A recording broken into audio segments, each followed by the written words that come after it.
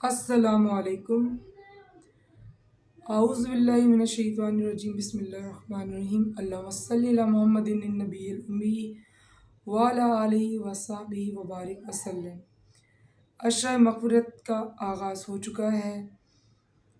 اس کی دعا پڑھتے ہیں۔ استغفر اللہ ربی من کل ذنب واتوب الیہ۔ آج کا عنوان ہے قرآن پاک کا انداز نصیحت۔ تو سب سے پہلے یہ سمجھنا ضروری ہے کہ نصیحت کسے کہتے ہیں۔ نصیحت کا لفظ بہت ہی کامن ہے، ہمارے گھروں میں عام طور پر یوز ہوتا رہتا ہے، اور ہم اکثر دیکھتے ہیں جو ہمارے بڑے ہیں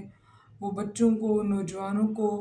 مختلف باتوں کے حوالے سے نصیحت کرتے رہتے ہیں۔ تو اس لفظ سے آپ اور ہم سب واقف ہیں، کچھ نیا نہیں، ٹھیک ہے۔ اب قرآن پاک میں نصیحت کے لیے لفظ معظمت یوز ہوا ہے، اور عام طور پر یہ تبلیغ کے لیے بہت ہی کارگر، بہت ہی مؤثر جو ہے ثابت ہوتا ہے، اور اللہ تعالیٰ نے اس کو پسند فرمایا ہے کہ اس طریقے کو، وعظ و نصیحت کو تبلیغ کے لیے استعمال کیا جائے۔ اب آپ سے یہ ذکر کرنا کہ وہ کون سے لوگ ہیں جو نصیحت پر چڑھتے ہیں یا نصیحت انہیں اچھی نہیں لگتی، بہت برا بناتے ہیں، اس پر ہم بعد میں بات کرتے ہیں۔ ویڈیو کو آخر تک دیکھیے گا۔ پہلے میں آپ سے یہاں پر قرآن پاک کا جو انداز نصیحت ہے، جو اللہ تعالیٰ نے قرآن پاک میں کچھ نصیحتوں کا ذکر کیا ہے، تو ان میں سے چند ایک کو میں یہاں پر جو ہے بیان کرتی ہوں، ذرا غور سے سنیے گا۔ قرآن پاک میں انبیاء کرام کی تربیت کا ایک بڑا وسیلہ وعظ و نصیحت بھی قرار دیا گیا ہے۔ خود قرآن نے اس کو بہت زیادہ استعمال کیا ہے۔ حضرت لقمان علیہ السلام نے اپنے بیٹے کو جو وعظ و نصیحت کی، اس کے حوالے سے قرآن پاک نے بنیادی عقائد اور اقدار کی جو تربیت دی ہے وہ میں یہاں ذکر کرتی ہوں۔ سورہ لقمان آیت نمبر 13 تا 19 میں اللہ تعالیٰ فرماتا ہے کہ اور جب حضرت لقمان علیہ السلام نے اپنے بیٹے کو نصیحت کرتے ہوئے کہا، اے بیٹا، اللہ کے ساتھ شرک نہ کرنا، بے شک شرک ایک بڑی ناانصافی ہے، اور ہم نے انسان کو اس کے والدین کے متعلق تاکید کی۔ اس کی ماں نے تکلیف در تکلیف اٹھا کر پیٹ میں اٹھائے رکھا اور 2 سال تک اس کو دودھ پلایا کہ تو میرا اور اپنے والدین کا شکر ادا کرے۔ یاد رکھو تم نے میری طرف لوٹ کر آنا ہے، اور اگر تیرے والدین تم سے میرے ساتھ کسی چیز کو شریک ٹھہرانے کے لیے جھگڑا کریں جبکہ تمہیں اس کا علم نہیں ہے، تو ان کا کہنا نہ ماننا، اور ان کے ساتھ اس کے باوجود دنیا میں حسن سلوک سے پیش آنا، اور اس کی راہ پر چلنا جو میری طرف رجوع کرتا ہو۔ پھر تم سے سب کو میری طرف آنا ہے، پھر میں تمہیں بتاؤں گا جو تم کرتے تھے۔ اے بیٹا، اگر کوئی عمل رائی کے دانے کے برابر ہو، پھر وہ کسی پتھر کے اندر ہو یا آسمان و زمین کے اندر، اللہ تعالیٰ اس کو بھی قیامت کے دن ظاہر کرے گا۔ بے شک اللہ تعالیٰ بڑا باریک بین اور باخبر ہے۔ اے بیٹے، نماز قائم کرنا اور اچھے کاموں کے لیے لوگوں کو کہا کرنا اور برے کاموں سے منع کرنا، اور اس سلسلے میں جو تم پر مصیبت واقع ہو اس پر صبر کیا کرنا۔ بے شک یہ امر بالمعروف و نہی عن المنکر ہمت کے کاموں میں سے ہے، اور لوگوں سے اپنا رخ نہ موڑنا اور زمین پر اکڑ کر نہ چلنا۔ بے شک اللہ تعالیٰ تمام تکبر کرنے والوں اور فخر کرنے والوں کو پسند نہیں کرتا، اور اپنی چال میں اعتدال اختیار کرنا اور اپنی آواز کو آہستہ رکھنا۔ بے شک سب سے مکروہ آواز گدھوں کی آواز ہے۔ سورہ لقمان کی اس آیت میں، آیت نمبر 13 سے لے کر 19 تک، کتنی آیات ہیں؟ یہ 7 آیات، 13 تا 19 میں آپ کو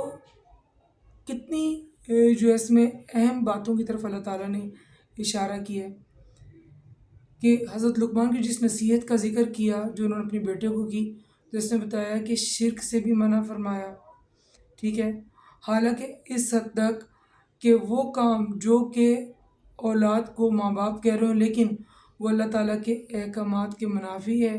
یا شرک کے لیے کہیں، ماں باپ وہ اولین ہستی ہیں جن کا درجہ اتنا بلند ہے کہ اگر ماں باپ راضی تو اللہ راضی، ماں باپ ناراض تو اللہ ناراض۔ اور جو اللہ تعالیٰ کے بعد دنیا میں انسان کا سب سے بڑا جو ہے اولاد کا تحفظ ہے اور ان سے بے غرض بے لوث محبت کرنے والے، تو یہاں ان کا بھی ذکر کر کے کہا گیا اس آیت میں، کہ ان آیات میں ان کا بھی ذکر کر کے کہا گیا کہ اگر وہ شرک کرنے کے لیے کہیں تو یہاں ان کی بات بھی نہیں ماننی، اس کے علاوہ جو بھی باتیں ماں باپ کی ماننی، اور اس کے باوجود پھر بھی ان کا احترام کرنا ہے، پھر بھی ان سے حسن سلوک سے پیش آنا ہے۔ اور ساتھ میں یہاں پر اچھے کاموں کی تلقین کا ذکر بھی کیا گیا کہ یہ دوسروں کو بھی اس کی تلقین کرنی ہے، نماز قائم کرنے کا ذکر بھی کیا گیا، اور مصیبت پیش آنے پر صبر کرنے کے بارے میں بھی کہا گیا، تکبر سے باز آنے کے بارے میں بھی۔ یعنی ان آیات میں اللہ تعالیٰ نے قرآن پاک میں کتنی نصیحتوں کا ذکر کر دیا۔ اور اب نصیحت قبول کرنے والے لوگ کون ہوتے ہیں؟ یہ وہی لوگ ہوتے ہیں جو اللہ تعالیٰ کہنا چاہیے جن کے دل میں اللہ تعالیٰ کا ڈر ہوتا ہے، خوف ہوتا ہے، جو اللہ تعالیٰ سے اس قدر محبت کرتے ہیں کہ اللہ تعالیٰ کی ناراضگی سے ڈرتے ہیں، تو وہ ان نصیحتوں کو قبول کرتے ہیں۔ اسی طرح ایک اور جگہ اللہ تعالیٰ فرماتا ہے سورہ نساء آیت نمبر 58 میں، بے شک اللہ تعالیٰ تمہیں حکم دیتا ہے کہ تم امانت والوں کو ان کی امانتیں ادا کرو، اور جب لوگوں کے مابین تم فیصلہ کرنے لگو تو عدل سے فیصلہ کرو، بے شک اللہ تعالیٰ تمہیں اچھی چیزوں کی نصیحت کرتا ہے۔ اور اسی طرح ایک اور آیت ہے جس میں اللہ تعالیٰ نے شرک سے اجتناب، والدین کے ساتھ حسن سلوک، قرابت داروں، مسافروں کے حقوق کی ادائیگی اور دوسری اقدار کے لحاظ سے بھی نصیحت کی ہے۔ یہ سورہ بنی اسرائیل ہے، آیت نمبر 22 تا 38، یعنی 22 سے لے کر 38، اس کا ترجمہ میں یہاں آپ سے ذکر کروں گی۔ سورہ بنی اسرائیل میں یہاں بھی اللہ تعالیٰ نے جو نصیحتیں کی ہیں ان آیات میں، اس کو غور سے سنیں۔ سورہ بنی اسرائیل کی آیت نمبر 22 تا 38 میں اللہ تعالیٰ فرماتا ہے کہ اللہ کے ساتھ کوئی معبود بنانا، اس طرح تو بے حال و بے یار و مددگار ہو کر رہ جاؤ گے، اور تیرے رب کا یہ اٹل حکم ہے کہ اس کے سوا کسی کی عبادت نہ کرنا، اور والدین کے ساتھ حسن سلوک کرو، اور جب یہ دونوں یا ایک تمہارے پاس بڑھاپے کو پہنچ جائیں تو انہیں اف تک نہ کہنا، اور نہ ان کو جھڑکنا، اور ان سے نرم نرم بات کرنا، اور اپنے انکسار اور رحمت کے پر ان کے لیے پھیلا دینا، اور دعا کرنا کہ اے میرے رب ان پر رحمت فرما، جس طرح انہوں نے مجھے رحمت پیار سے بچپن میں پالا۔ بے شک تمہارا رب تمہارے مافی الضمیر کو خوب جانتا ہے۔ اگر تم نیک ہو تو وہ توبہ کرنے والوں کی خطائیں معاف کرنے والا ہے، اور قرابت داروں کا حق ادا کرنا، مساکین اور مسافروں کا بھی، اور فضول خرچی نہ کرنا، بے شک فضول خرچ شیاطین کے بھائی ہیں، اور شیطان اپنے رب کا ناشکرا ہے۔ اور اگر اپنے رب کی طرف سے جس رزق کی آمد کی تمہیں امید ہو اس کے انتظار میں ان مستحقین سے اعراض کرنا پڑے تو ان سے نرم دلی سے بات کرنا، اور اپنا ہاتھ گردن سے نہ باندھ لینا، اور نہ ہی بالکل کھول دینا، اور نہ اس طرح تم ملامت زدہ اور خالی ہاتھ رہ جاؤ گے۔ بے شک رب جس کا چاہتا ہے رزق وسیع کر دیتا ہے، اور جس کا چاہتا ہے تنگ کر دیتا ہے۔ بے شک اللہ تعالیٰ اپنے بندوں کو خوب جانتا ہے اور دیکھتا ہے، اور اپنی اولاد کو مفلسی کے ڈر سے قتل نہ کرو، ہم انہیں اور تمہیں بھی رزق دیتے ہیں، بے شک ان کا قتل بہت بھاری گناہ ہے، اور بدکاری کے قریب مت جاؤ، بے شک وہ بے حیائی اور بری راہ ہے۔ اور کسی کو ناحق قتل نہ کرنا، اور جو ناحق قتل ہو جائے ہم نے اس کے ولی کو بدلہ لینے کا اختیار دیا ہے، بس اسے بھی قتل کے بدلہ لینے میں تجاوز نہ کرنا کہ منصور و فتح یاب ہے، اور یتیم کے مال کو خرچ نہ کرنا مگر ایسے طریقے سے جو بہتر ہو، یہاں تک کہ وہ اپنی بلوغت و ہوش کو پہنچ جائیں۔ اور وعدے کو پورا کیا کرنا، بے شک وعدے کے متعلق باز پرس ہوگی۔ اور ناپ تول پورا کیا کرو،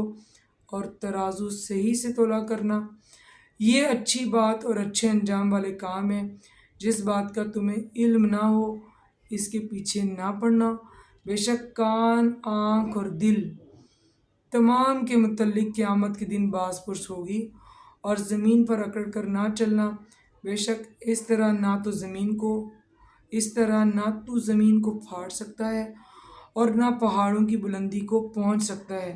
یہ تمام بری چیزیں اللہ تعالیٰ کے ہاں ناپسندیدہ ہیں۔